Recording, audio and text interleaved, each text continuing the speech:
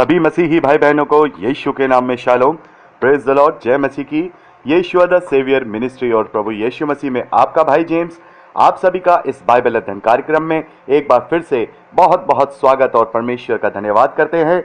हम अध्ययन कर रहे हैं प्रेरितों के कार्य का और एक छोटी सी प्रार्थना के साथ आज के अध्ययन को हम शुरू करेंगे। हालेलुया, धन्यवाद पिता परमेश्वर, धन्यवाद आपके अद्भुत रीति वाले प्रेम के लिए पिता परमेश्वर, धन्यवाद पिता परमेश्वर आपकी तमाम आशीषों के लिए, आपके अनुग्रह के लिए पिता परमेश्वर। धन्यवाद करते हैं महान पिता परमेश्वर, किस अद्भुत रीति से पिता आपने अपने लोगों के द्वारा हम तक ये वचन पहुंचाया पिता परमेश्वर। ये समय है कि पिता परमेश्वर हम उनके कार्यों को पढ़ते हैं, समझते हैं पिता परमेश्वर, और अपने जीवन में ऐसी सीख लेते हैं कि जैसे उन्होंने दुख उठाकर पूरे हियाब के साथ तेरे वचन को बांटा पिता परमेश्वर, पृथ्वी के छोर छोर तक फैलाया पिता परमेश्वर, वैसे ही उसी रीति को, उसी कर्तव्य को पिता परमेश्वर उनसे समझकर, उनसे सीख करके हम भी वैसे ही बनने पाए पिता परमेश्वर, और चारों जगह पे, चारों ओर पिता परमेश्वर तेरे सुसमाचार का प्रचार फैला सके पिता परमेश्वर। होने दीजिए पवित्र आत्मा की अगुवाई और सहायता पिता परमेश्वर हम सभी पर हो, ताकि हम आपकी भेद की बातों को अच्छे से समझकर उन पर चलने वाले बन सकें। सारा आदर महिमा देते हैं यीशु के सामर्थी नाम में मांगते हैं, आमीन। पिछले भागों में हमने प्रेरितों के कार्य उसका 8वां अध्याय और उसके 25वें वचन तक का अध्ययन किया। अब समय है कि हम 8वां अध्याय उसके 26वें वचन से आगे का अध्ययन करें। तो यहाँ पर हम देखते हैं जो फिलिपुस है, जिसे हम जानते हैं कि जब स्टेफन के ऊपर पथरवा करके उसे शहीद कर दिया गया तो सारे जो मसीही विश्वासी थे वो तितर बितर हो गए। प्रेरित, जो मुख्य प्रेरित थे, जो पतरस है, यूहन्ना है, वो यरूशलेम में रह गए, और फिलिपुस जो है सामरिया के नगरों में जाकर के क्या करने लगा था? प्रभु का प्रचार करने लगा था। इसी फिलिपुस के विषय में हम यहाँ पर देखते हैं। ये फिलिपुस एक जो खोजा है, जो एक देश है कूशियों का देश, जिसे आज के टाइम में इथियोपिया कहते हैं, अफ्रीका के ऊपर ये देश बसा हुआ है। इस देश का एक निवासी है जो यहूदी है, जो यरूशलेम में प्रार्थना करने के लिए जा रहा है, आराधना करने के लिए जा रहा है। उसके विषय में फिलिपुस को एक दर्शन मिलता है। स्वर्गदूत फिलिपुस को बताते हैं कि दक्षिण की ओर उस रास्ते पे जहाँ जो यरूशलेम से गाजा की ओर जाता है, वहाँ पर तुझे एक व्यक्ति मिलेगा जो कि कूश देश की जो रानी है, उसका मंत्री और खजांची है, वो एक खोजा है। वो आराधना करने को यरूशलेम आया है। वह अपने रथ पर बैठा हुआ था और यशायाह भविष्यद्वक्ता की पुस्तक को पढ़ता हुआ लौटा जा रहा था। तब आत्मा ने फिलिपुस से कहा, निकट जाकर इस रथ के साथ हो ले। तो यहाँ पर हम देखते हैं कि ये जो यहूदी है, ये जो व्यक्ति है, एक खोजा है और कूश देश की रानी का मंत्री और खजांची है, वहाँ जो कि ये अफ्रीका में है।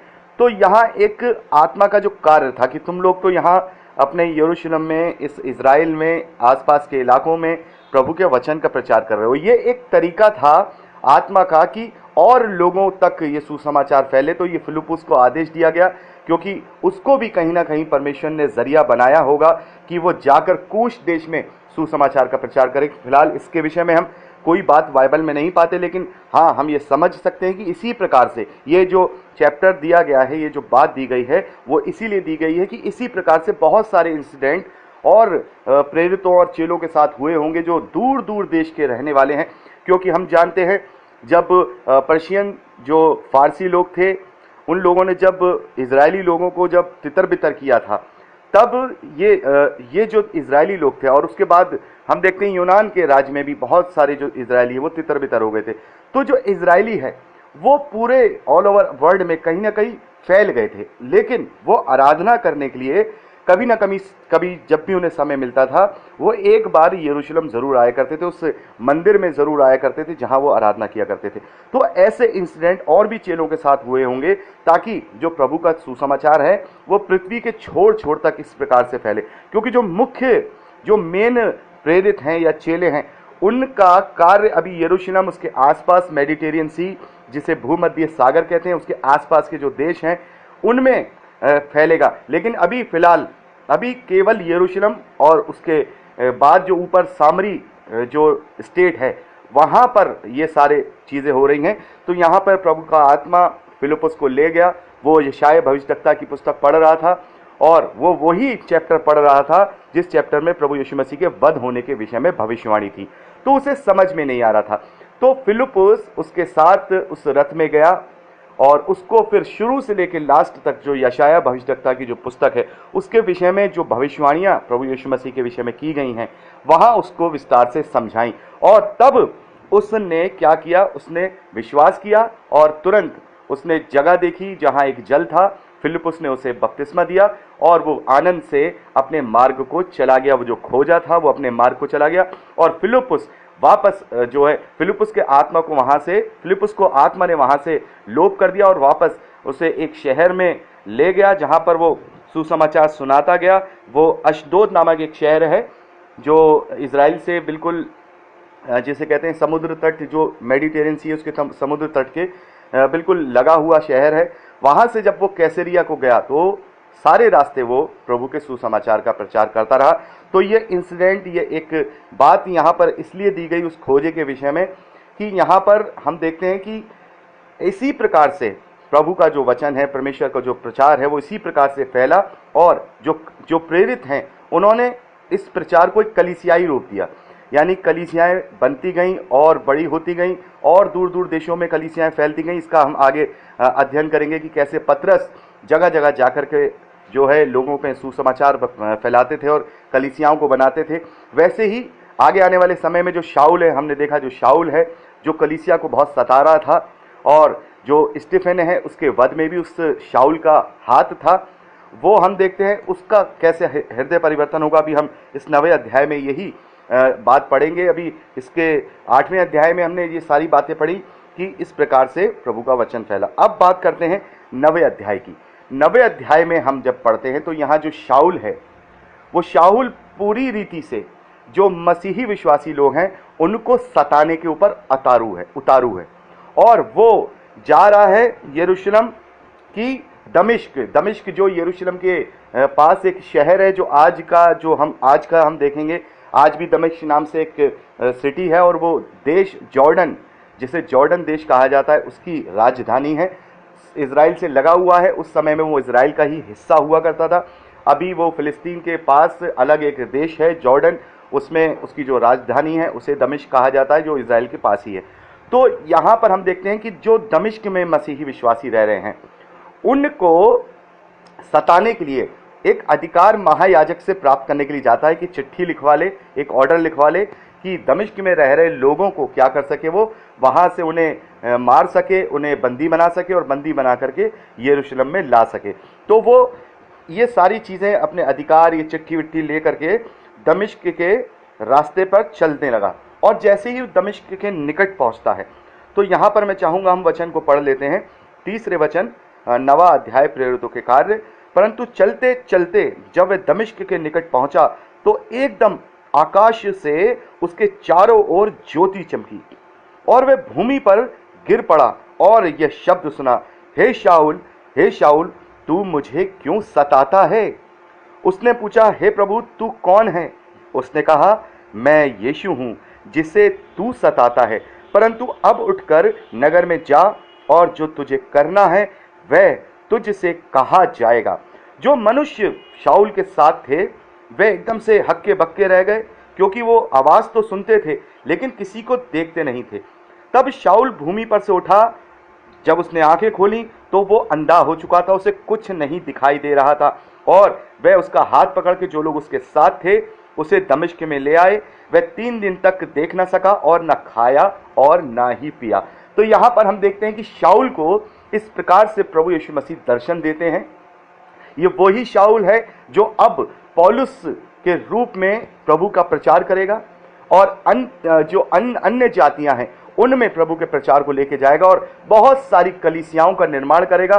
खासकर जो रोम में जो कलीसिया, जो सबसे आखिर में जो पौलुस हैं वो रोम में जो जाकर के प्रचार करेंगे, वहाँ कलीसिया का निर्माण करेंगे। बहुत सारे जो आसपास के देश हैं जैसे एशियाई देश हैं, यूरोपियन देश हैं, जो अफ्रीकी देश हैं, इन सब में वो यात्रा को करेगा और बाद में जब हम इसका अध्ययन कर लेंगे तो एक यात्रा का, एक पौलुस की यात्रा का एक मैप भी मैं आपको प्रोवाइड कराऊंगा ताकि आपको पता चले कि प्रारंभिक यात्रा कौन सी थी, उसके बाद कौन सी थी। वो मैप मैं आपको जरूर प्रोवाइड कराऊंगा। तो यहां पर हम देखते हैं प्रभु उससे कहते हैं, हे शाऊल तू मुझे क्यों सताता है। तो यहां पर हम देखते हैं इसका एक ये दर्शन है जो शाऊल को मिला है कि वो प्रभु की ज्योति को देखता है और वो पूरी तरह से जब आंख खोलता है तो अंधा हो जाता है। लेकिन हम यहां देखते हैं कि प्रभु कहते हैं कि तू मुझे क्यों सताता है। तो यहां हम देखते हैं कि जो मसीही विश्वासी हैं, यदि उनके साथ सताव होता है, यदि उनके साथ अच्छा बर्ताव होता है या बुरा बर्ताव होता है या किसी भी प्रकार का उनके साथ बिहेवियर होता है, तो वो सीधे तौर पे मसीही विश्वासी के साथ जो होता है वो प्रभु के साथ होता है। और इसी बात को प्रभु यीशु मसीह ने मत्ती के सुसमाचार 25वें अध्याय में भी समझाया कि जब मैं भूखा था, जब मैं प्यासा था, जब मैं नंगा था, मैं बंदी गृह में था, तूने मेरी सुधि नहीं ली। तब लोग उससे कहेंगे कि तू कब भूखा था, तू कब प्यासा था। तो आपने इस बात को पढ़ा ही होगा। तो प्रभु कहते हैं कि जो कोई मेरे छोटे से छोटे भाई के साथ इस प्रकार से करता है वो मेरे साथ करता है। यदि कोई मसीही विश्वासियों के साथ भलाई करता है तो इसका मतलब है वो डायरेक्टली यीशु मसीह के साथ भलाई करता है, और जो मसीही विश्वासियों को सताता है तो उसका मतलब यह है कि डायरेक्टली वो मसीह यीशु को सताता है। और यहाँ पर प्रभु यीशु मसीह ने यही बात पौलुस को बोली, यही बात उस समय के शाऊल को बोली, आज हम पौलुस के नाम से जानते हैं, यही बात बोली कि हे शाऊल तू मुझे क्यों सताता है। तो इस प्रकार से दर्शन उसे मिलता है, उसे ज्योति दिखाई देती है, आवाज़ सुनाई देती है, प्रभु की आवाज़ सुनाई देती है, और वो फिर 3 दिन तक के लिए पूरी तरह से क्या हो जाता है, पूरी तरह से अंधा हो जाता है, उसे कुछ नहीं दिखाई देता। और लोग उसे पकड़ के, जो उसके साथ जो साथी थे उसके, जो उसको लेकर के दमिश्क की ओर जो है ले आते हैं। तो वहां पर हम देखते हैं प्रभु ने देखिए सारा जो योजनाएं हैं वो पहले से ही बना के रखी हैं। शाऊल को इस्तेमाल करना है, शाऊल की यहाँ बुलावट है। ऐसे ही जो आज भी हम देखते हैं जो मसीही विश्वासी होते हैं उनकी जब बुलाहट होती है तो किसी न किसी रीति से परमेश्वर उन्हें चिन्ह दिखा करके उनकी बुलाहट जो है पक्की करते हैं। बहुत सारे लोगों को समझ नहीं आता कि हम अपने जीवन में क्या करें, हमें कोई चिन्ह नहीं दिखता, हमें कोई चिन्ह नहीं पता चलता। लेकिन मैं आपको बता रहा हूं कि जब परमेश्वर को अपने कार्य कराने होते हैं तो वो प्रॉपर रूप से उस मनुष्य को, उस व्यक्ति को, उस मसीही विश्वासी को चिन्ह से अवगत कराते हैं ताकि वो अपने कार्य को प्रशस्त कर सके। और हम इस बात को देखते हैं पुराने नियम में एक नबी के विषय में देखते हैं जिनका नाम योना है। परमेश्वर उनसे प्रचार कराना चाहते थे लेकिन वो बचना चाहते थे, उससे भागना चाहते थे। लेकिन क्या होता है, मछली के पेट की आप कहानी जानते होंगे, हमने मत्ती के सुसमाचार में इसके विषय में थोड़ा सा अध्ययन किया है।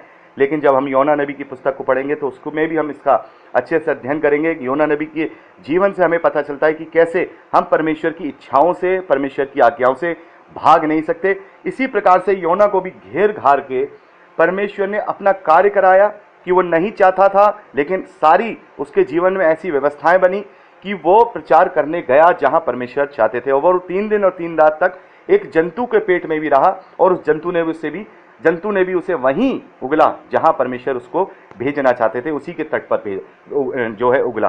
तो यहां हम देखते हैं इस प्रकार से परमेश्वर या पवित्र आत्मा या प्रभु यीशु मसीह इस प्रकार से अपने लोगों को चिन्ह देते हैं। या तो चिन्ह के द्वारा ये पता चलता है कि हाँ, हम अब वो हमसे ये चाहता है कि हम उसके लिए ये कार्य करें या उसके लिए सेवकाई करें, या फिर वो हमारे जीवन में ऐसी परिस्थितियों को उत्पन्न कर देता है कि हम चाहें या ना चाहें हमें प्रभु के कार्यों को करना पड़ता है। मैं अपनी गवाही आप लोगों को ज़रूर देना चाहता हूं कि किस प्रकार से, और पहले भी मैं आप लोगों को अपनी गवाही दे चुका हूं कि किस प्रकार से प्रभु ने मुझे चिन्ह दिए, कैसे वो मुझे घेर के लाया। मेरी कोई योजना में नहीं था, मेरी कोई सोच में नहीं था, ना ही इस बात का कभी मैंने प्लान किया, और मैं बिल्कुल भी नहीं चाहता था क्योंकि मेरा अच्छा खासा कार्य था। मैं कैसे प्रभु की सेवकाई में आया, इसके विषय में एक छोटी सी गवाही मैं ज़रूर आप लोगों को अगली रिकॉर्डिंग में देना चाहूँगा।